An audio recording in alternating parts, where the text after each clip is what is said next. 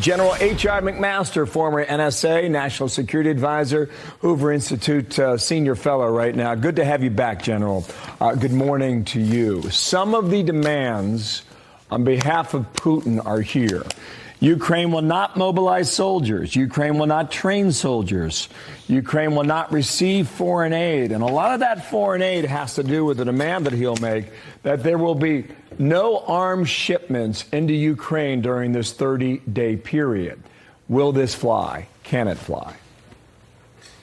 Hey, Bill, no, it can't fly, but this is typical of Putin. What he's really going to try to do, I think, and what he's been trying to do, is try to get President Trump and the United States to accept a deal that is unacceptable to the Ukrainians, and then try to turn the United States not only against Ukraine, but against Europe, because really what Putin wants to do is break apart the NATO alliance, break apart the transatlantic alliance, and be able to continue his broad effort, not just in Ukraine, but his broad effort to restore Russia to national greatness, essentially restore the Russian Empire.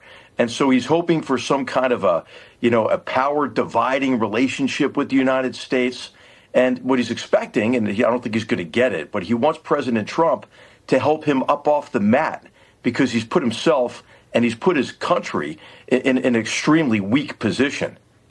A couple things on that. If he were to get his way under the conditions I just listed, for a month, Russia could resupply all at once. North Korea, you name it. But Ukraine would be frozen in battle. Zelensky's not going to go for that. No, and the Ukrainian people who've suffered so much, are not going to go for it, right? We have to remember that Russia also has been trying to offload responsibility for the war that they initiated. You could say going back to 2003 when they poisoned a Ukrainian presidential candidate, but certainly in the first invasion in 2014. Remember, 15,000 Ukrainians died between 2014 and the massive reinvasion in 2022. So they've been at war for a decade, the Ukrainians, and they've suffered tremendously. The Russians have kidnapped their children, and rubbled their cities and murdered civilians and raped civilians and executed prisoners. And I mean, the list goes on. So I think what you're seeing with Putin is an effort to pursue, kind of an Orwellian reversal of the truth, in which he wants to offload responsibility for the war, and then he wants to deny Ukraine the ability to continue to defend themselves. It's important to note. Yeah, Jenna, when Russia's broken every agreement. I get it, and that's what Zelensky said too. I mean, he said it in the Oval Office and repeatedly. When you say that Putin's trying to reestablish the Russian Federation, you're not talking about the USSR, are you? I mean, he doesn't care about Uzbekistan and Turkmenistan, and that's not the point you're making, are you? Well, he wants those countries to have a servile relationship with him, so he continue to dominate them. And really, what he's hoping to achieve, I think, now after he's put his country in this position where they've suffered such massive losses. Remember, Bill? I mean, we've been talking a lot about like the Russian offensive and the effect it's having. The Russians have taken probably about 40 to 45% of the casualties they've taken the whole war just in the past year, in 2024 alone. It's unsustainable. So what he wants to do is get out of this position of weakness. In many ways, Vladimir Putin is in the position in 2025 that Iran was in a decade ago in 2015. And what Iran got Barack Obama to do is pull them up off the mat.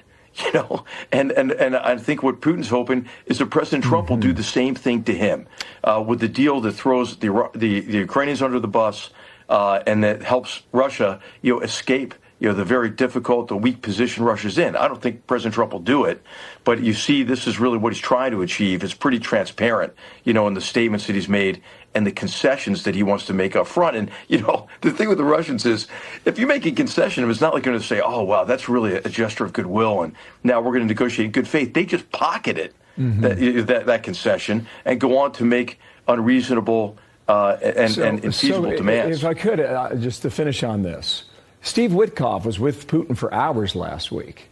And the two men, Trump and Witkoff, spent the weekend together. So how much of a measure does Witkoff have about what Putin's willing to concede at this point?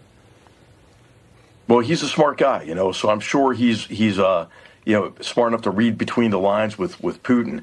But what Putin does, is he, first of all, he flatters you, tells you like, oh, you're the one guy who's going to be able to, bring us in from the cold.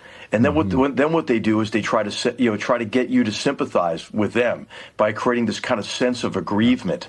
And so many people have fallen into that trap, the belief that, hey, all we really need to do is just allay, Russia's security concerns. But what they miss is that, hey, Vladimir Putin has aspirations to go far beyond anything that's in relation to what we do. And multiple presidents have fallen for this, And President Trump won't fall for it, I don't think. But, there's a long track record, of not only U.S. but European leaders who have fallen for, Vladimir Putin's subterfuge. Well, we'll see what comes of it. General, thank you for your time.